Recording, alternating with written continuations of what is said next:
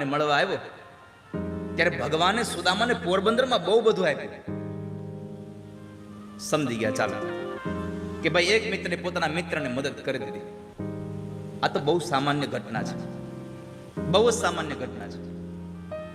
પણ સૌથી આશ્ચર્યજનક કોઈ ઘટના એમાં હોય તો એ છે કે ભગવાનની પાસેથી એક શિખા જેવું છે કે પરમાત્મા અબજોની સંપત્તિ, આટલું મોટું ઐશ્વર્ય પોતાની પાસે, અને પોતાની સાથે અભ્યાસ કરતો જ્યારે વિદ્યાર્થી કાળનો એ મિત્ર સુદામા જ્યારે પોતાના ઘરે આવે છે ત્યારે એ સુદામાને પોતાના જ આશ્રમ ઉપર બેસાડે છે. જે ઝૂલા ઉપર ભગવાન બેસતા હતા એ ઝૂલા ઉપર ભગવાને સુદામાને બેસાડે છે. સુદામા તું અહીંયા બેસ.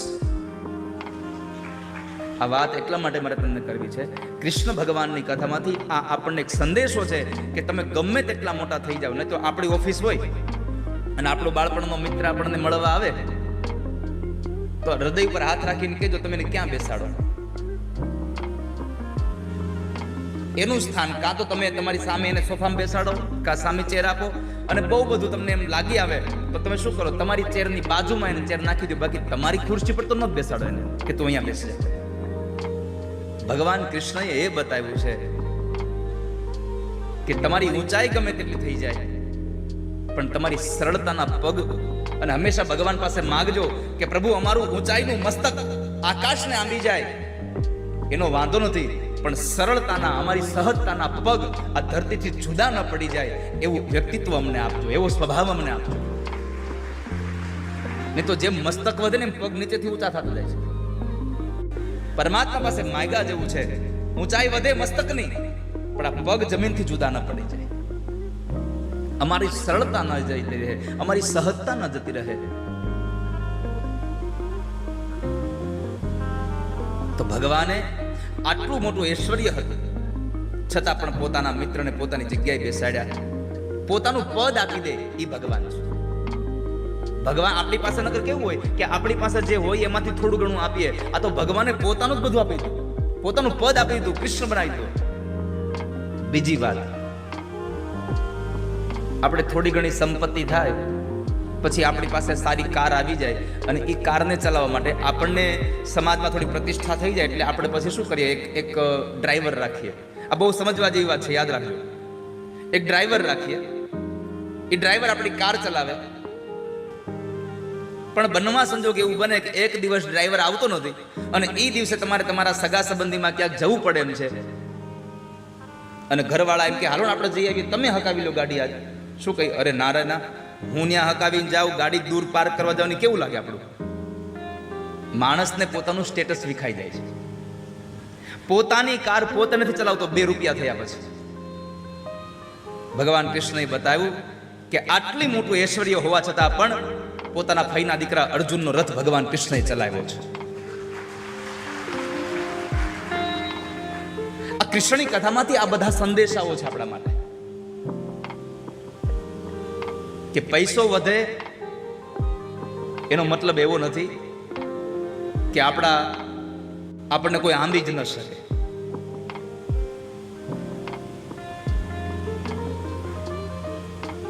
વેદ અને ઉપનિષદોના સાર સાથેની કથા છે, એટલા માટે તમે ભગવાન ભાગવતની કથા સાંભળો.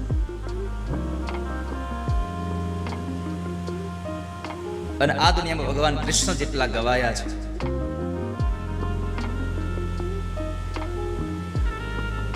એકવાર વિદ્વાનોની સભા ચાલતી હતી.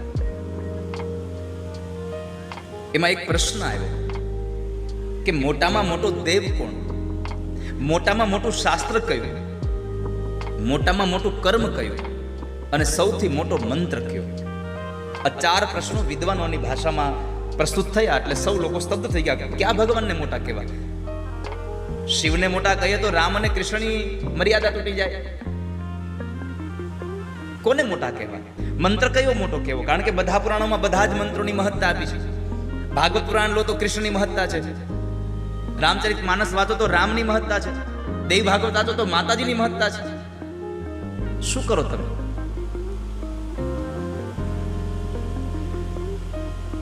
બધા સ્તબ્ધ થઈ ગયા, બધા લોકો વિચારમાં પડી ગયા. કોણ જવાબ આપે? બહુ ચર્ચા ચાલ્યા અને ત્યારે ફરતા ફરતા ફરતા ફરતા શ્રીમદ વલ્લભાચાર્ય મહાપ્રભુજી ત્યાં પધાર્યા અને મહાપ્રભુજીએ આ પ્રશ્નનો ઉકેલ એક શ્લોકમાં આપી દીધો.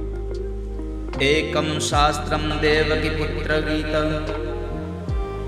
એકો દેવો દેવકી પુત્ર એવ, એકો મંત્રસ્તસ્ય નામાનિ યાનિ, કર્માણ્યપેકમ તસ્ય દેવસ્ય સેવા. આ સંસારમાં સૌથી મોટું કોઈ જો શાસ્ત્ર હોય, મોટામાં મોટા કોઈ દેવ હોય તો એ કૃષ્ણ છે, દેવકીના દીકરા છે. બીજું સૌથી મોટું શાસ્ત્ર કોઈ હોય તો એ ભગવાન કૃષ્ણએ ગાયેલું ગીત એ ગીતાજી છે. ગીતાજી જેવું શાસ્ત્ર નથી આ સંસારમાં. કે આ સંસારનો એક પણ પ્રશ્ન એવો નહીં હોય જેનો જવાબ ગીતાજીમાં નહીં લખ્યો હોય. શ્રીમદ ભગવદ્ ગીતામાં બધા જ જવાબો છે. 700 શ્લોક છે ખાલી. અધ્યાત્મના પણ જવાબો છે અને વ્યવહારિક જવાબો પણ એમાં છે. ત્યારે સૌથી મોટો દેવ એ ભગવાન છે, કૃષ્ણ છે. સૌથી મોટું શાસ્ત્ર ગીતાજી છે. સૌથી મોટો કોઈ મંત્ર હોય તો એ કૃષ્ણનું નામ છે. અને સૌથી મોટી સેવા હોય તો એ નંદ નંદનની સેવા છે, ભગવાન કૃષ્ણની સેવા છે. માટે તમને કહું છું, તમે ભાગવતની કથા સાંભળો, તમે પ્રભુની કથા સાંભળો.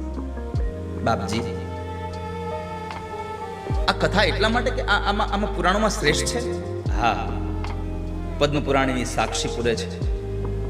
પુરાણેષુ સર્વેષુ શ્રીમદ ભાગવતમ પરમ, યત્ર પ્રતિપદમ વિષ્ણુર ગીયતે બહુધર્ષિભિ.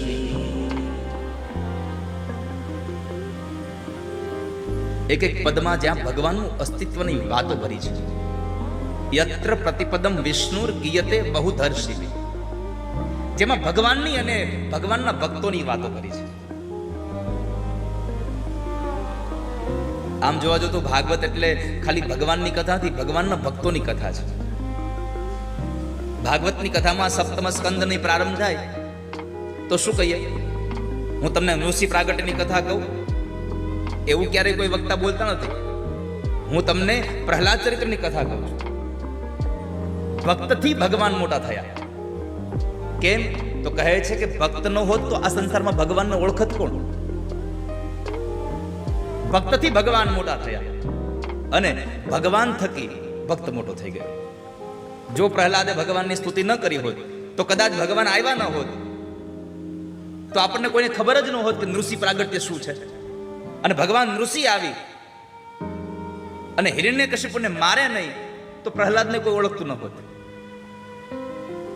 આ અરસપરસ બંનેની ભાવનાઓ છે. માટે ભગવાનને ઓળખાવે એવો ગ્રંથ એટલે ભાગવત છે. એની તમે સેવન કરો. બાપજી, અમે ક્યાં જઈએ? તમે જ અમને કથા સંભળાવો. અમે તમારી પાસે સાંભળવા માટે ઈચ્છુક છીએ. આપ અમને કથા સંભળાવો. ભગવાનની કથા પ્રત્યેની પ્રીતિ જોઈ અને સુત નામના મહાપુરાણી નેમિષણના એ જંગલની અંદર 88,000 શુનકાદિક ઋષિ મુનિઓને ભગવાન ભાગવતની કથા કહેવા તૈયાર થયા છે. પરમાત્માની કથા કહેવા તૈયાર થયા, પણ એક શબ્દ વાપર્યો છે. બધા બેસી ગયા અને સુત નામના પુરાણીએ કહ્યું, સાવધાનતયા શૃણુ. તમે સાવધાન થઈને સાંભળજો. અને બહુ સરળ વાત છે. જ્યાં સુધી જીવનમાં તમને સાવધાનની સ્થિતિ ન આવે ત્યાં સુધી વિશ્રામનો તમને ઓર્ડર ન મળે. આપણે 15મી ઓગસ્ટ અને 26મી જાન્યુઆરીએ